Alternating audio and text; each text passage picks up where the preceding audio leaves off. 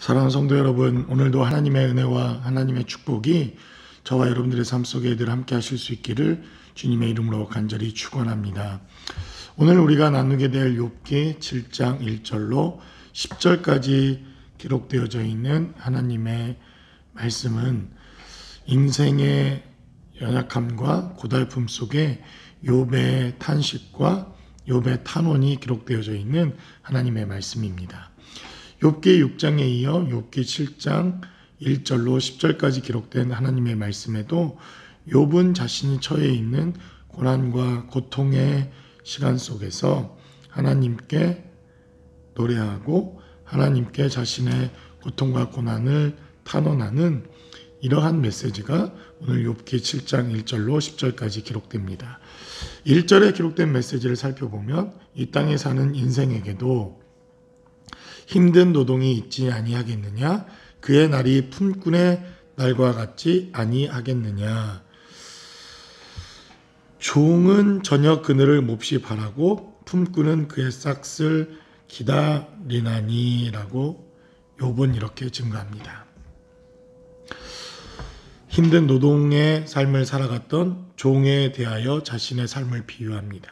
비록 힘들고 어려운 그러한 환경 가운데 있는 종의 신분일지라도 휴식의 시간, 밤의 시간, 그리고 그의 품삯을 받는 희망과 소망이 있기에 고단한 시간을 견딜 수 있다고 하는 것을 욥은 그렇게 증거합니다.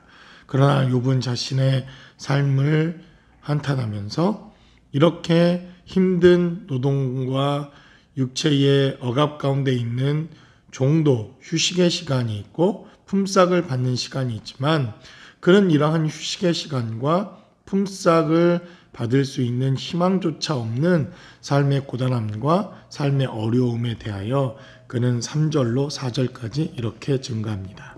이와 같이 내가 여러 달째 고통을 받으니 고달픈 밤이 내게 작정되었구나. 내가 누울 때면 말하기를 언제나 일어날까 언제나 밤이 갈까 하며 새벽까지 이리 뒤척 저리 뒤척 가는구나 라고 그의 고통이 극에 달해 있음을 그는 이렇게 고백합니다. 사실 육체적인 고통이나 정신적인 고통, 마음의 상처와 어려움들로 인해 밤에 잠을 이루지 못하는 바로 이러한 상황. 아마도 고통 가운데서도 잠을 이룰 수 없는 고통과 잠을 청할 수 없는 그러한 밤의 고난과 고통이 가장 우리의 삶의 자리에서 고통의 시간과 고통의 순간이라고 여겨집니다. 그가 얼마나 육체적인 고통과 또 마음의 고통을 갖고 있었는지 밤 시간에 잠을 청할 수 없었을 뿐만 아니라 그 밤에 일어났던 여러 가지 상황과 어려움들이 자신의 마음을 짓누르고 또 단잠을 청할 수 없는 이러한 극심한 고통과 고난 속에 있었음을 욥은 그렇게 고백합니다.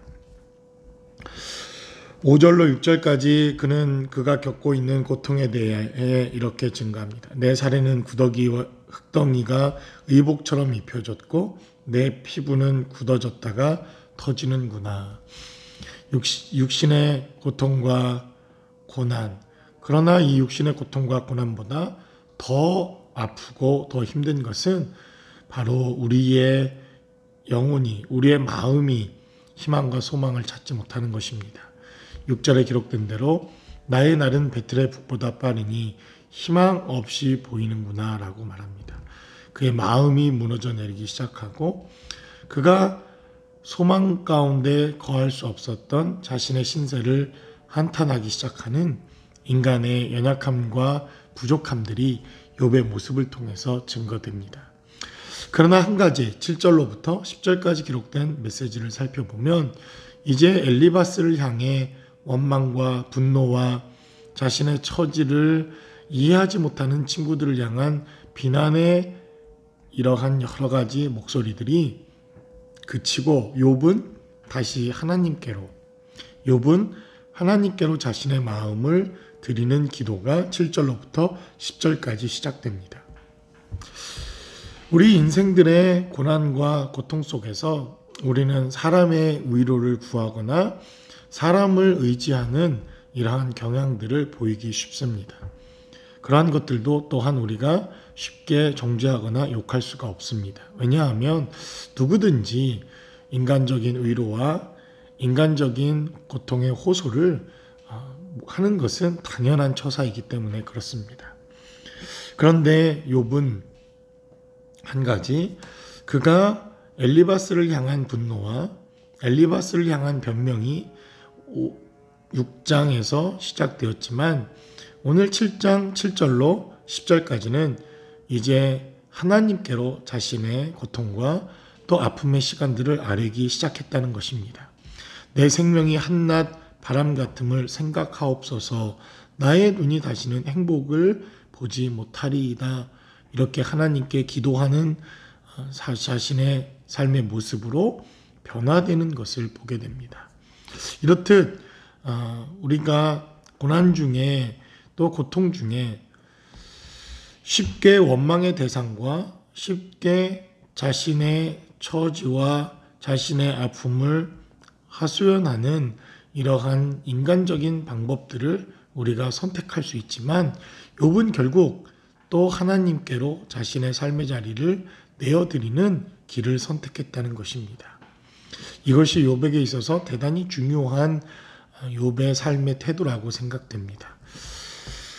8절에도 나를 본 자의 눈이 다시는 나를 보지 못할 것이요 주의 눈이 나를 향하실지라도 내가 잊지 아니하리이다. 이렇게 하나님께 기도합니다. 욥이 얼마나 고통스러웠는지 자신의 생을 저주하면서 자신이 이 고통 중에 얼마나 견딜 수 있을지, 얼마나 이 고통을 감내할 수 있을지 자신 스스로의 한계에 부딪혀 있는 욥의 모습을 그는 스스로 이렇게 고백하고 있는 것입니다. 구름이 사라져 없어짐 같이 스올로 내려가는 자는 다시 올라오지 못할 것이오니 라고, 그가 지금 당하고 있는 이 고난이 얼마나 극심한 것인가 하는 것을 다시 한번 하나님께 아뢰입니다. 여기서 스올이라고 하는 것은 9절에 기록된 대로 이것은 바로 구약에서는 지옥을 말하는 곳입니다. 스올은 신약 성경에 바로 지옥으로 번역되어져 있는 그러한 단어입니다. 가장 어두운 곳, 가장 밑바닥, 우리가 막장이다 이렇게 말하는 가장 막다른 곳, 더 이상 갈래야 갈 수 없는 가장 깊은 구렁텅이, 이것이 바로 스올인데, 이 욥은 자신이 지금 스올 가운데 있는 것처럼 자신의 삶의 자리가 얼마나 고통스러운가 하는 것을 하나님께 아뢰고 있다는 것입니다. 비록 자신이 처해 있는 환경과 상황이 어렵고 힘든 상황일지라도 이렇게 하나님께 자신의 삶의 자리를 아뢰는 것으로 삶을 전환하고 방향을 전환할 수 있는 것, 이것이 바로 욥으로부터 우리가 이 시대에 배워야 할 대단히 중요한 인생의 교훈과 레슨이라고 생각되어집니다. 우리의 삶의 자리에서 정말 하나님을 의지하고 하나님을 바라보며 하나님께 우리의 고통과 삶의 모습들을 아뢰 수 있는 저와 여러분들의 삶의 자리가 모두 되실 수 있기를 주님의 이름으로 간절히 축원합니다.